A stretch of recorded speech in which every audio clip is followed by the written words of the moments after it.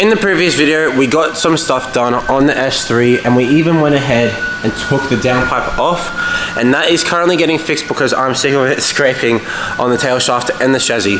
But today, I thought whilst we're waiting for that to get done, we'd get a move on the GTI. I've been anticipating working on this car for a long time, and I'm sure a lot of you guys have been excited to see this thing get some work done to it.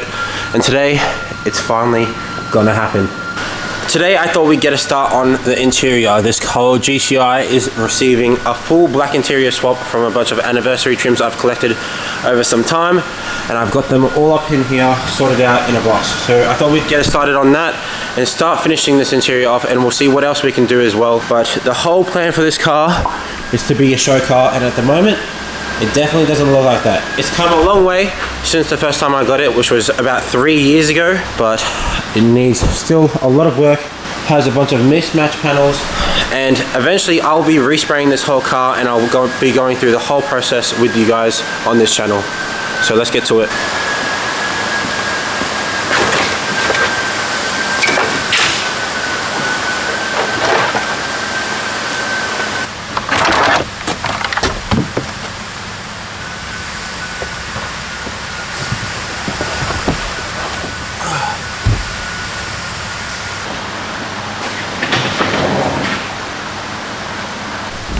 I thought we'd start with the pillars first, because on this car and a lot of other cars, the trims work from the roof downwards, and if I don't put the pillars in first, I won't be able to clip in the rest of the other components for the interior.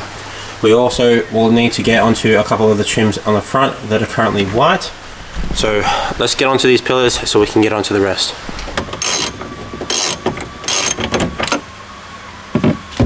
New trim is going on.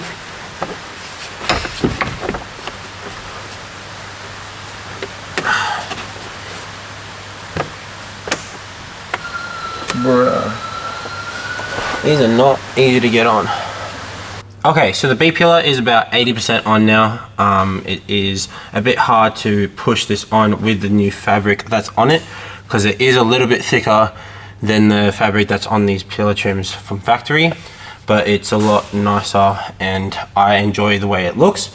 So I'll have to set this aside for a little bit. It's just not quite connected at the top right here, but we'll chuck this on and get onto the other trims, and then I'll come back to it later.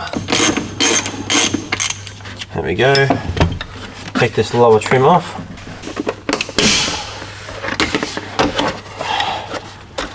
That's off. Now we just need to get this one on. The sort of strategy I use on the other side is to sort of start from the bottom and sort of massage it on the way up, and there's a lot of force because of how thick the material is. It's sort of, when you wrap it around the pillar, the gap to sort of squeeze the rubber seal into the trim is a little bit smaller, so it's just very, very tight. But once it's on, I know it's not going to come off. So yeah, we just got to get it on first. I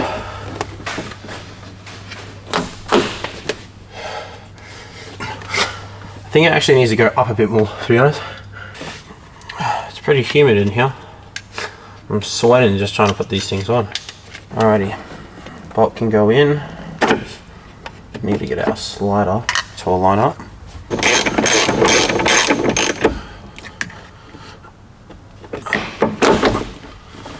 Alright, perfect. Let's get this lower trim on.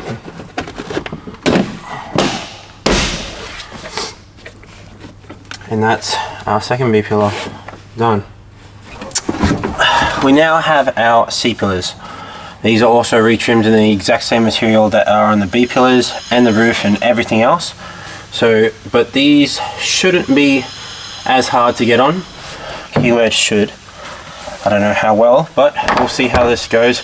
Need to take this off and replace the cap just like we did on the other sides, and then clip the pillar in.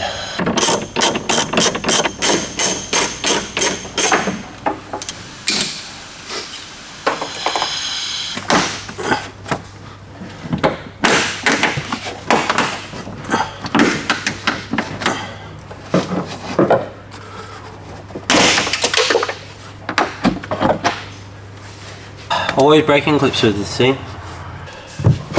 This panel's sort of hard to figure out where it's supposed to line up. And that's the worst part about this one.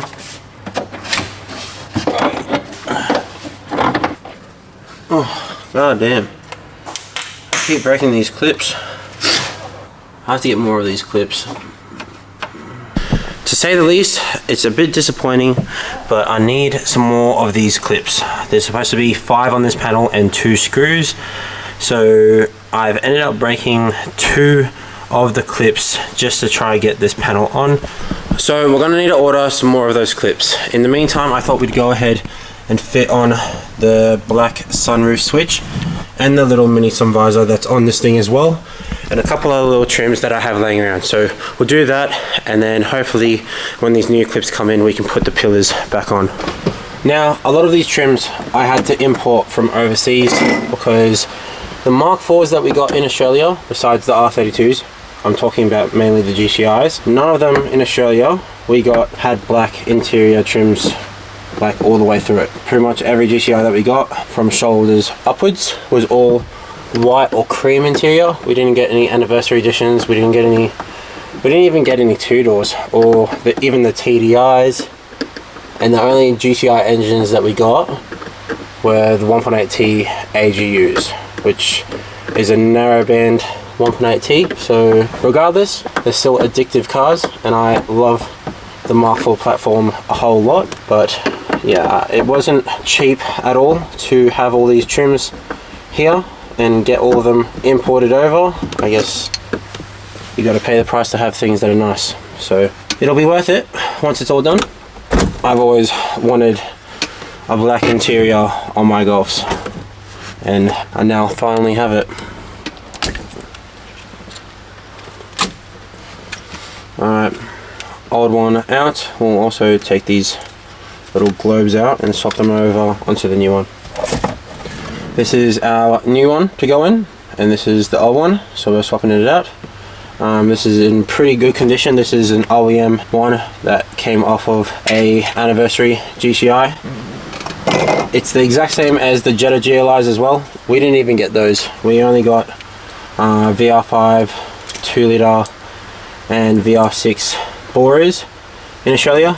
They're called Borers instead of Jettas in Australia, just like they are in the UK. Just a bit of an info dump, but that is all we got. We didn't get VR5 Golfs here, or the VR6, I think 2.8 litre it is in the Golfs. Obviously there is a few people in Australia, I'm sure, that have swapped the engines over from a Bora into a Golf. One guy I know has put a VR5 in a Mark 4, but we didn't really get much.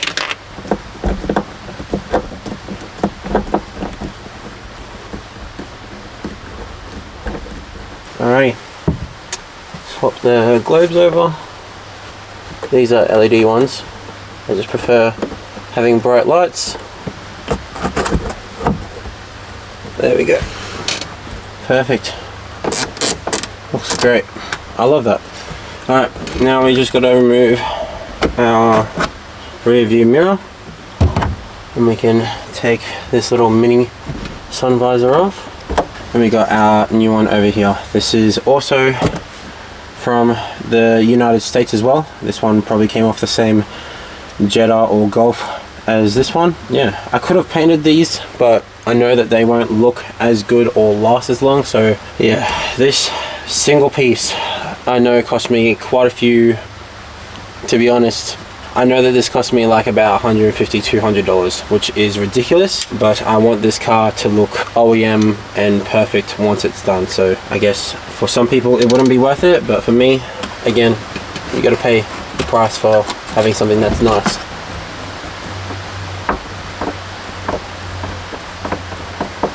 Perfect. Now the other thing I did cheap out on, I guess, in a way, were these sort of clips for the vanity mirrors. I got them, I don't know, probably like AliExpress or something like that. So I got some OEM clips and I didn't spend much money on them at all. I think I actually got them off an S3, so because they have the black interior. Now the sun visors on an S3 won't fit, and a lot of the black interior trims on these cars are the same on a lot of other cars. So I actually didn't get these vanity mirrors imported. They came off of 9N Polo GTI. They're the exact same as the ones that came on the Golfs as well. So yeah, to save yourself, I guess, a bit of money, if you want to do this, get these off of a Polo, the little clips off an S3, and the little side seatbelt covers that I put on earlier were actually from an Amarok. Now Amaroks only have them on the front, so for this 4-door, because there's ones on the front and the back, I had to get them off of 2 separate Amaroks. But you know, you gotta do what you gotta do, I guess. Let's get these little clips in. Seems to be quite a rainy day today, so I'm glad I'm inside working away, because I'm definitely not driving in this weather. But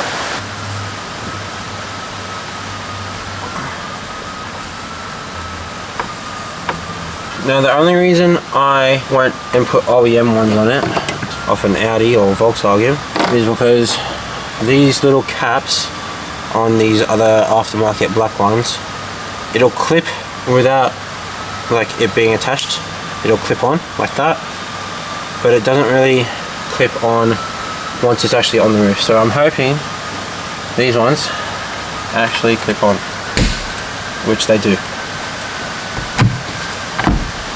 Perfect, just how it should be, you know? Clips on, stays up there.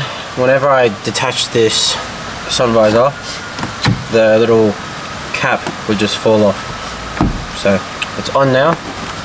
Let's do this other side.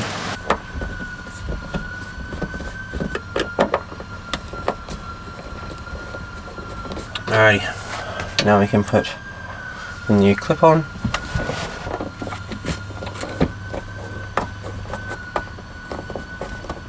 This clip goes on, should make a nice click. There we go. And clip. Perfect. Now it's all together, looking really good. All nice and black interior trims, looking good in the front. You only need to get the rear done now, which, like I said before, we're not going to need to wait for those clips to come in. So I'll probably pick up when we have those new clips and we can continue doing this interior. Alrighty, so it's been a couple days. We are still waiting on the clips so we can get these quarter panel trims back on and get the rest of the interior finished off. And the downpipe should be also done in the next couple days so we can get this thing back together. But whilst we're waiting on these things, the Polo has decided to break down again. It's another clutch issue. Luckily, it's not the actual clutch itself this time. It's an issue with, I believe, the pedal. So I'll show you guys what's going on. So last night, on the way to the shed to get some stuff done on the S3, halfway here, it decides to break down. Now, on these cars, it has a clutch cable instead of a slave cylinder and a master cylinder and a hydraulic clutch. It's just like a little cable that runs to the pedal. You can see one end just down here, right there where the spring is, and it runs all the way up. I've disconnected the intake, and it runs this cable all the way to the firewall, and you can see it's just pretty loose right here. I'll show you inside the cabin though. Alrighty, so this is the pedal. Doesn't really come back up and is loose, but basically up here there's a bracket that holds onto the cable, and that has snapped. So we're gonna have to go ahead and take this pedal off so we can see what's going on and maybe try and fix it, because at the moment this is a car that doesn't work. So let's sort this thing out. Alrighty, so we've gotten the clutch pedal out. I've spent the past couple hours working on this thing, trying to get the rest of the pedals out. I just have this brake pedal left to go, and then we can get the rest of this whole bracket out. But the main issue here is actually this sort of bracket here that is supposed to be mounted onto the rest of the whole pedal bracket and box, and it's snapped off. So that's supposed to sort of hold onto the cable a little bit, and then this holds onto the other end of the clutch cable, and when you push down onto the pedal, this part swivels forward and pulls on the cable, disengaging the clutch. So I need to be able to get the rest of this frame out, and then I can get this part welded back onto it, and hopefully better than just the 2 spot welds it has from factory.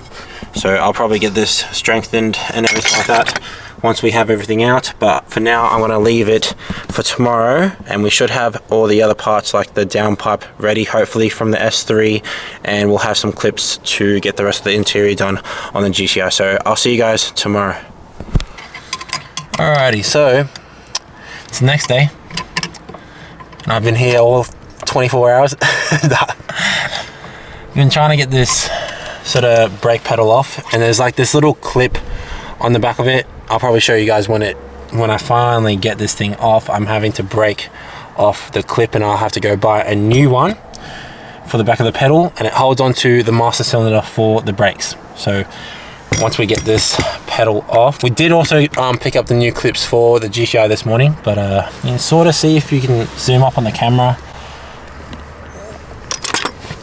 Yeah, you can see the clip. You can see the clip back here, and I've sort of broken majority of it, and the ball's being held onto by the other thing. So if I can snap off this one other clip, it should come off, and then finally get this bracket out and get it welded up. This is probably more annoying than that downpipe was on the S3, to be honest. This is pretty cool, and to work in this sort of amount of space is horrible.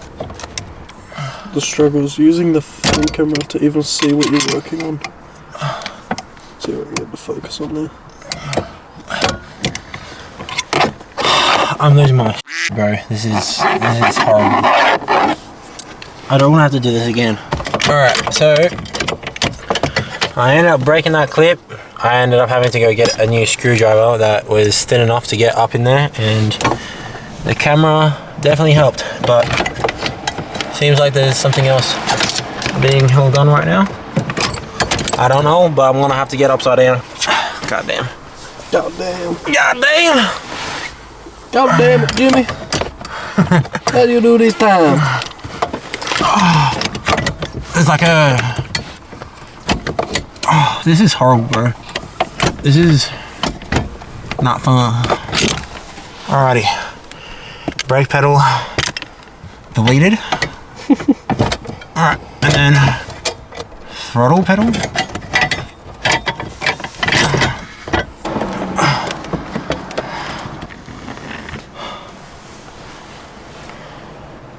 How's it going down there? Alright, see how this thing's gonna come out.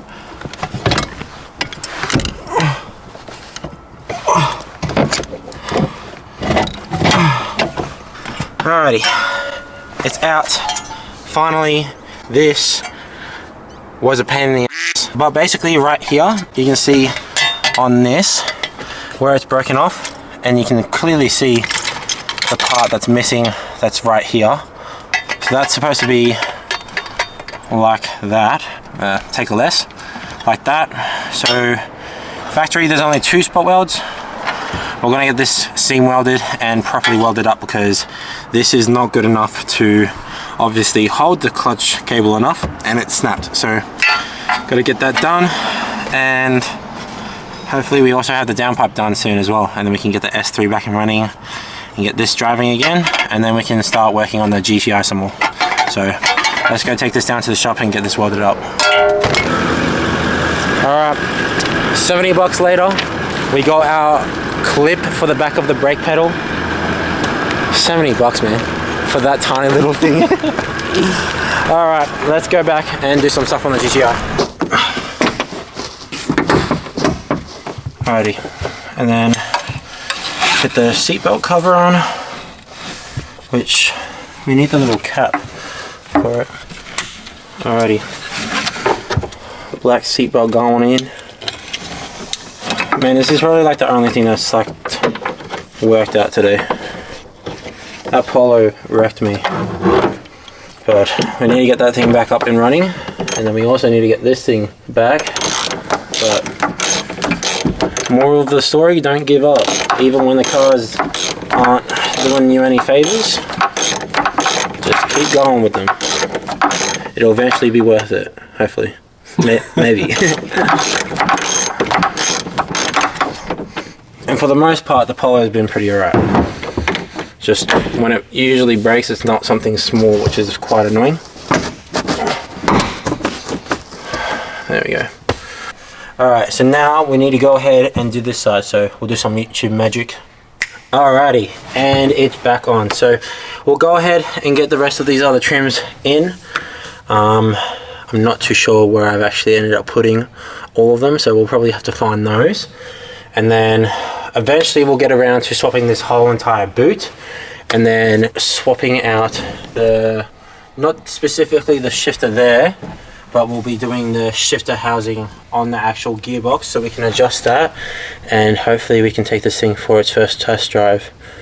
It's been 3 years, so it's sat for a long time, but I'm glad to finally get this thing back up and running, and hopefully the test drive actually goes well. I haven't started this thing up in probably like a year now. That's crazy. A whole year. I don't know, but this interior is looking pretty good. All black. Looking quite nice in the front as well. The airbag isn't even properly in yet, but I don't know. Do we get those other trims in? Maybe. I don't know. Well, I think that's going to be it for today, guys. I don't want to drag it out too much. Things didn't really turn out how I was really anticipating them to. I was hoping to get a lot more done on the GTI, and I wasn't really expecting the Polo to break the pedal box, but you know, some things don't turn out how you really want them to, but you know, you got to push through it, and things will eventually work out. And I'm really hoping to get this thing done in the next 6 months, but we'll see how it goes. If you're enjoying the process of the GTI and you want to see more, make sure to subscribe down below. And as always, thank you guys so much for sticking around for yet again another video. I appreciate every single one of you guys that watch, and I'll see you guys in the next one. Peace.